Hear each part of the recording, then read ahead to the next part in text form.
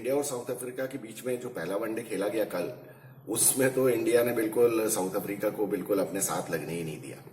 और मुझे तो बड़ी हंसी आ रही थी कल का मैच देखने के बाद, क्योंकि पिछले कुछ दिनों से जो हम अर्शदीप और आवेश खान ये बॉलर्स की जितना क्रिटिसिज्म कर रहे थे, तो इन लोगों ने, ये लोग तो बिल्कुल डिटरमिन्ड लगे मुझे कि अब ये तो सारे अपने क्रिटिक्स को बिल्कुल जवाब देना ही देना है। और ये बहुत अच्छी बात है, क्योंकि देखिए अल्टीमेटली तो परफॉर्मेंस तो काउंट करती ही है। अर्शदीप इसके पहले जो 3 वनडे खेला उसमें उसको एक भी विकेट नहीं मिला था। कल के मैच में उसने सारी कसर निकाल दी। और देखिए, हमेशा से हम लोग यही बात करते हैं कि पिच रिपोर्ट जो भी लोग करते हैं वो पता नहीं क्यों अपनी बेइज्जती करवाने के लिए आते हैं। और मतलब 300 रन बनेंगे और यहाँ पे रन बहुत पड़ते हैं और छक्के बहुत पड़ते हैं। ठीक है, और वो जो लास्ट T20 मैच भी यहीं इसी ग्राउंड पे हुआ था, उसमें हमने देखा इंडिया ने तो 200 रन बनाए, लेकिन साउथ अफ्रीका का क्या हाल हुआ। और फिर उसके बाद कल के मैच में तो मतलब साउथ अफ्रीका कुछ कर ही नहीं पाई। हालांकि मैं ये कहूंगा कि ये इंडियन बॉलर्स ने बॉलिंग अच्छी की, अच्छी इन द सेंस कि इन लोगों को जो करना चाहिए था वही किया।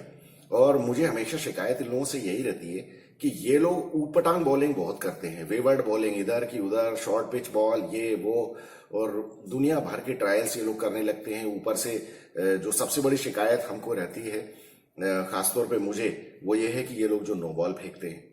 तो अब पिछले कुछ मैचेस से अर्शदीप का जो परफॉर्मेंस T20 में नहीं आ रहा था, तो मेरा हमेशा से कहना यह था कि शायद ये अपनी नो बॉल बचाने के लिए ये अपनी बॉलिंग के ऊपर कंसंट्रेट नहीं कर रहा है।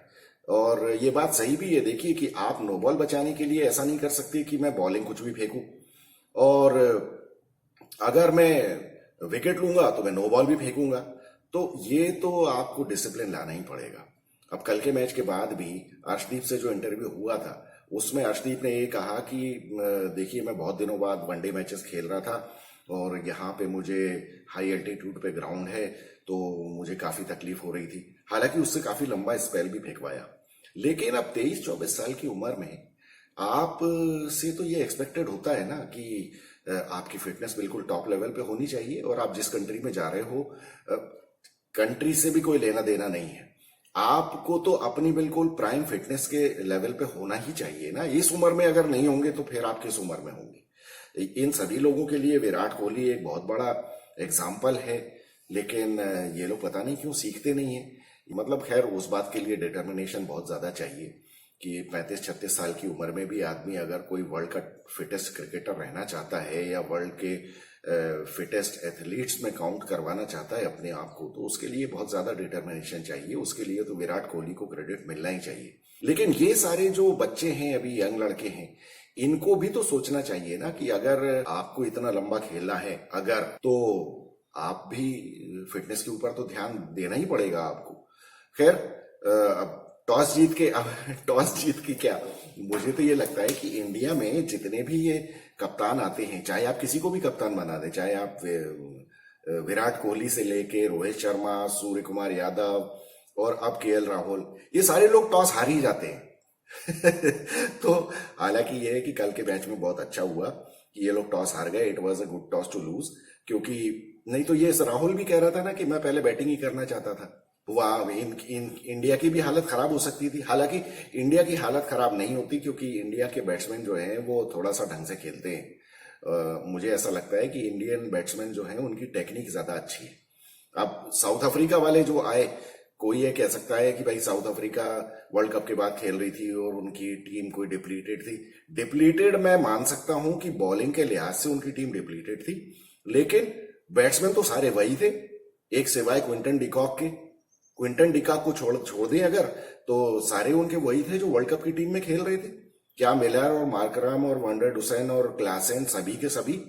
लेकिन और रीजा हेंड्रिक्स, तो किस तरह से उन लोगों ने बैटिंग की है। मुकेश कुमार ने जो शुरुआत की है, तो वहीं से पहले ओवर से ही समझ में आ गया था कि बॉल में तो अच्छा खासा मूवमेंट है। और मुकेश कुमार की बदकिस्मती रही कि उसको रीजा हेंड्रिक्स का वो विकेट मिल जाना चाहिए था। लेकिन काफी दिनों बाद मैंने ये देखा है कि KL राहुल ने मिस जज किया, जो उसने DRS नहीं लिया रीजा हेंड्रिक्स की जो पैर में बॉल लगी थी, क्योंकि वो सीधा सीधा आउट था। KL राहुल ने पूरे वर्ल्ड कप में DRS बहुत बढ़िया डिसीजंस लिए थे। और रोहित शर्मा को काफी हेल्प मिली थी उससे, लेकिन कल के मैच में उसने मिस कर दिया। अब क्या मालूम, अगर वो डीआरएस ले लेता और मुकेश कुमार को पहला विकेट मिल गया होता तो ये जो बॉलिंग एनालिसिस हम देख रहे हैं इसमें शायद आवेश खान की जगह मुकेश कुमार का नाम होता। लेकिन मुझे लगता है कि उसके बाद मुकेश कुमार ने थोड़ा सा पता नहीं क्या उसका पेशेंस लूज हो गया, या फिर उसको टोनी जो जॉर्जी था उसने पीट पाट दिया। तो टोनी जॉर्जी एक अच्छा बैट्समैन मुझे लग रहा है, और क्विंटन डिकॉक के जाने के बाद मुझे लगता है कि साउथ अफ्रीका को एक अच्छा लेफ्ट हैंड ओपनर मिल गया है, क्योंकि जिस तरह से वो खेल रहा था वो काफी कॉन्फिडेंटली खेल रहा था, और बॉल खैर मूव हो रही थी, पावर प्ले में उसको तो शॉट्स लेने ही थे, तो वो थोड़ा सा एक टॉप एज हो गया उसका। अदरवाइज आप लोग देखना कि मुझे लगता है कि अगर ये फिटनेस वगैरह का अपना ध्यान रखेगा तो ये टोनी जॉर्जी का नाम हम ज्यादा सुनेंगे आगे फ्यूचर में साउथ अफ्रीका की तरफ से। खैर उसके बाद जब मुकेश कुमार के बाद ये अपने आवेश खान आए तो आवेश खान और अर्शदीप ने तो लेके बिल्कुल बोरिया बिस्तर ही लपेट दिया। मतलब 55 रन पे 6 विकेट 7 विकेट, फिर उसके बाद 70 पे 8 हो गए, और जैसे तैसे फिर वो आखिरी में फेलुक वायो ने कुछ रन बनाए। फेलुक वायो के पास तो कुछ था ही नहीं, he got nothing to lose, तो 116 रन पे पैक हो गए। कल के मैच में एक्चुअली ज्यादा बात करने के लिए कुछ है ही नहीं, लेकिन फिर भी इंडियन बॉलर्स ने बॉलिंग तो अच्छी की, और इस तरह से सबसे ज्यादा हार्टनिंग बात यह थी कि इन लोगों ने विकेट का बहुत ज्यादा फायदा उठाया और बिल्कुल विकेट टू विकेट बॉल किया। विकेट टू विकेट देखिए, आपको चाहे कैसा भी विकेट हो आपको बॉल करनी ही पड़ती है, वही एक चांस है जब आपको विकेट मिलने का कुछ वो हो सकता है, पॉसिबिलिटी क्रिएट हो सकती है। बाकी तो साउथ अफ्रीकन बैट्समैन को तो जितना भी ब्लेम किया जाए कम है, उन लोगों ने बिल्कुल भी एप्लीकेशन नहीं दिखाया अपना और गलत शॉट सिलेक्शन किया। अब वॉन्डर डुसेन को हम ज्यादा ब्लेम नहीं कर सकते क्योंकि उसको तो बॉल बहुत ज्यादा अच्छी लग गई और वो आउट हो गया। अदरवाइज मार्करम और अपना क्लासेन को तो समझ में ही नहीं आया कि क्या हुआ और वो बोल्ड हो गया। अब उसको ये कह सकते हैं आप कि भाई उसको भी बॉल अच्छी पड़ी, लेकिन बॉल अच्छी पड़ी कि आप तो क्रॉस बैट खेलने चले गए या आप तो बॉल की पेस से भी बीट हो गए। पेस कोई इतनी ज्यादा नहीं है, ये अर्शदीप और आवेश खान ये 130 132 की बॉल फेंकते हैं। मुझे एक तो शिकायत इंडियन बॉलर से ये भी है कि ये लोग बहुत स्लो हैं, तो इसमें इन लोगों का ज्यादा कुछ चलने वाला नहीं है। इनको अपनी स्पीड बढ़ाने के लिए कुछ करना चाहिए, लेकिन अब उसके लिए फिटनेस भी होनी चाहिए। आवेश खान को कोई भी देख लेगा तो आपको साफ समझ में आता है कि वो फिट नहीं है। मतलब अब क्या बोलूं मैं आपको कि फूले हुए गाल लेके अगर कोई 23-24 साल का लड़का अगर मुझे क्रिकेट फील्ड पे दिखेगा तो मुझे तो बड़ी तकलीफ हो जाती है। वही वाली बात है जो अब 35 साल की उम्र में आदमी का जिस तरह से फैट बढ़ता है वो इन लोगों का 23-24 साल की उम्र में है। अब आवेश खान कहाँ से फिट दिखता है? अर्शदीप सिंह तो फिर भी फिट दिखता है, लेकिन वो तो मुझे लगता है कि उसको थोड़ा वजन बढ़ाने की जरूरत है अपनी, क्योंकि अगर ये फास्ट बॉलर्स अपना मसल पावर नहीं बढ़ाएंगे, थोड़ा सा वजन नहीं होगा इनकी बॉडी में, तो बहुत जल्दी इन लोगों को तकलीफ होने लगेगी, बैक की प्रॉब्लम होने लगेगी और हैमस्ट्रिंग वगैरह की प्रॉब्लम होने लगेगी। तो थोड़ा बहुत तो फैट जरूरी है, लेकिन आवेश खान की तरह भी नहीं होना चाहिए। है ठीक है, कल इन लोगों की तो मौज थी, इन लोगों ने विकेट टू विकेट बॉलिंग की, अच्छी बॉलिंग की, तो ये लोग डिजर्व करते हैं, जो भी इनको प्रेज मिलनी चाहिए। लेकिन साथ ही साथ साउथ अफ्रीका के बैट्समैन ने अच्छी बैटिंग नहीं की। इन लोगों को किसी भी हालत में ये कल का विकेट ऐसा नहीं था कि यहाँ पे 160 रन पे कोई टीम ऑल आउट, 116 रन पे कोई टीम ऑल आउट हो जाए। इनको कम से कम 240 रन तो बनाने चाहिए थे और ये बना सकते थे अगर ये अप्लाई करते ढंग की। पहले ओवर से ही जब समझ में आ रहा है कि विकेट किस तरह का है तो आपको क्या मारने पीटने की जरूरत है। मार्करम इनके विकेट गिरते जा रहे थे और ये फिर भी शॉट्स खेल रहे थे, थोड़ा सा अपनी अप्रोच चेंज करनी चाहिए थी। अब हम इंडिया की अगर बैटिंग की बात करें तो इंडिया की बैटिंग में तो खैर अब वही हुआ जो राशिव एंडरसन को जो बॉल पड़ी थी वही हमारे ऋतुराज गायकवाड़ को पड़ गई।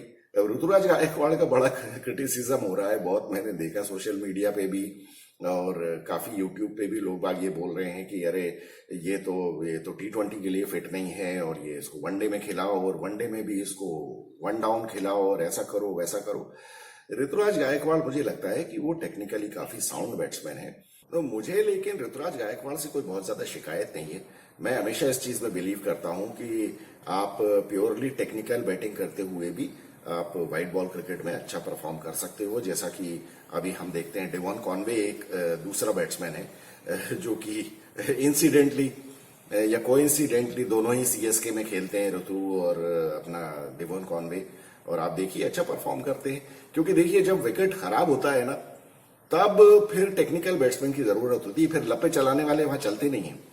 तो इस वजह से एक गिवन अ चॉइस, एक हमेशा टेक्निकल बैट्समैन जो है वो बेटर रहेगा लपे चलाने वालों से। अब आप काइल मायर्स और डेवॉन कॉनवे को कंपेयर नहीं कर सकते हैं। इन दोनों की टेक्निक में जमीन आसमान का फर्क है। और आप अगर ये कहेंगे लॉन्ग रन में देखा जाए ना, तो अगर 20 मैचेस आप खिलाएंगे तो डेवॉन कॉनवे ज्यादा सक्सेसफुल होगा बजाय काइल मायर्स के। हाँ, काइल मायर्स टाइप के जो बैट्समैन रहते हैं वो आपको 2-3 मैचेस में बहुत एक्स्ट्रॉर्डिनरी आग लगाने वाली परफॉर्मेंस दे देंगे कि वो 20 बॉल में वो 70 रन ठोक देंगे। लेकिन इन अ लॉन्ग रन आपको वो जो टेक्निकली साउंड बैट्समैन है ना, वही आपके लिए ज्यादा अच्छा होता है। तो खैर, अब ये तो डिबेट हमेशा चलती रहेगी। बाकी बहुत अच्छा काम एक जो इंडियन टीम ने किया, इंडियन टीम मैनेजमेंट ने किया, वो साई सुदर्शन को टीम में लिया। हालांकि बहुत सारे लोग तो ये कहेंगे कि संजू सैमसन को खिलाना भी बहुत अच्छा था, क्योंकि उसको अल्टीमेटली मौके तो मिलने चाहिए। ठीक है, संजू सैमसन जो है वो टाइम पे अपनी परफॉर्म नहीं करता है जब उसको करना चाहिए, लेकिन अल्टीमेटली वो बैट्समैन तो बहुत अच्छा है, उसको खेलने का मौका तो दिया जाना चाहिए। बदकिस्मती ये है इंडियन टीम के जो प्लेयर्स हैं या इंडियन टीम के जो बेंच वाले प्लेयर्स हैं, इनके साथ दिक्कत ये हो जाती है कि अब इतना ज्यादा बड़ा पूल हो गया है कि किसको मौका दें और किसको मौका ना दें। अब डिबेट तो ये भी चल रही है कि अरे ये तो वर्ल्ड कप अभी हुआ है और अगला वर्ल्ड कप तो 4 साल बाद है, तो वनडे सीरीज करवाने का फायदा ही क्या है। लेकिन देखिए, अब वनडे सीरीज बंद तो होने वाली नहीं है, बायलैटरल जितनी भी है, और कुछ भी हो, अभी चैंपियंस ट्रॉफी होने वाली है, वो भले बेकारिस्तान में हो या नहीं हो वो बात की बात है, लेकिन चैंपियंस ट्रॉफी होगी, कहीं तो होगी। फिर उसके बाद वर्ल्ड कप भी होगा, और अभी तो ऐसा कुछ नहीं है कि वर्ल्ड कप बिल्कुल वनडे का जो बंद होने वाला है 50 ओवर वाला, ऐसा तो कुछ भी नहीं है और ना ही कभी होगा। भले उसका फॉर्मेट थोड़ा सा चेंज हो जाए, लेकिन ये वनडे सीरीज इसी वजह से जो बायलैटरल जो हो रही हैं टीम्स के बीच में, ये तो चलती रहेंगी, और ये अपने प्लेयर्स को टच में रखने के लिए और अपने प्लेयर्स को उनकी परफॉर्मेंस देखते रखने के लिए ये तो बहुत अच्छी चीज है, ये तो चलता ही रहेगा। और इस लिहाज से मैं कहूंगा कि साई सुदर्शन को इन लोगों ने बहुत अच्छे हाथ से सेलेक्ट किया। मैं तो शुरू से ये कह रहा था कि ये साई सुदर्शन को किसी तरह से टीम में लाना चाहिए। अब ये देखिए आप कि साई सुदर्शन भी, उसकी भी टेक्निक ऋतुराज गायकवाड़ से कोई डिफरेंट नहीं है।